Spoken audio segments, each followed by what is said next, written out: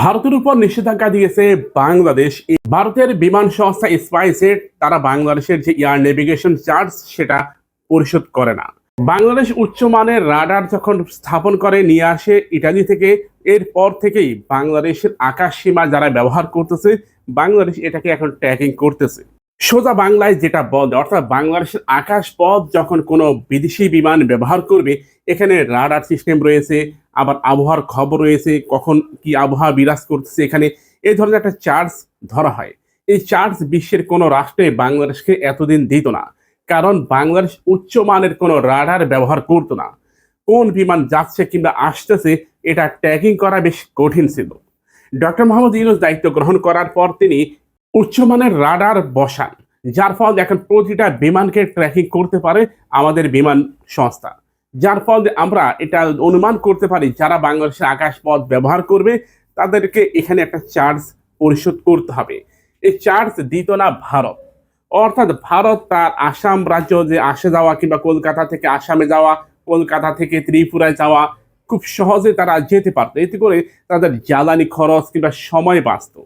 ভারত মনে করছেন যে এটা তাদের মামুর বাড়ি, তাই বাংলাদেশের আকাশপথ ব্যবহার করব, তাতে এখানে মাসু ভাড়া দিতে হবে কেন? সাবেক অর্থমন্ত্রী আবুল মাল আব্দুল মহিতের একটা কথা কি আপনাদের মনে আছে? ইউটিউবে সার্চ দিয়ে দেখুন তো। তিনি বললেন, ভারত আমাদের প্রতিবেশী, আমাদের প্রাণের বন্ধু, তাদের কাছ থেকে চার্জ দেব এটা মুক্তিযুদ্ধকে অপমান করার মতো। হাসিনা গভর্নমেন্টের সময় আমরা প্রায়শই এই কথাটাই শুনতাম।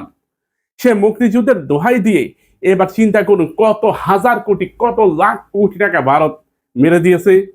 ভারত তার উত্তরবঙ্গ এবং দক্ষিণবঙ্গ যে আসা যাওয়া, অর্থাৎ আসাম রাজ্য কিংবা ত্রিপুরা এই সমস্ত রাজ্যে আসা যাওয়ার ক্ষেত্রে বাংলাদেশকে শর্টকাট হিসেবে ব্যবহার করত, যেমনটা পাকিস্তান করেছিল।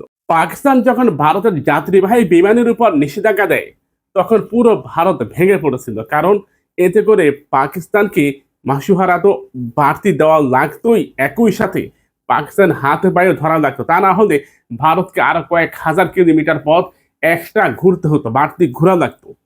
এটা খুব গুরুত্বপূর্ণ একটা বিষয়। তাই বাংলাদেশ যে ভারতকে একটা ধাক্কা দিতে পেরেছে তারেক রহমান গভর্নমেন্ট, সত্যি এটা প্রশংসনীয়। স্পাইস জেটকে যে নিষেধাজ্ঞা দিয়েছে বাংলাদেশ, আমরা মনে করি ভারতের কাছ থেকে পাই পাই করে অর্থ আদায় করা প্রয়োজন। শুধু এখানেই নয়, আমাদের সমুদ্র সীমানায় ভারতের ট্রলার জাহাজ আসা যাওয়া করে অনায়াসে।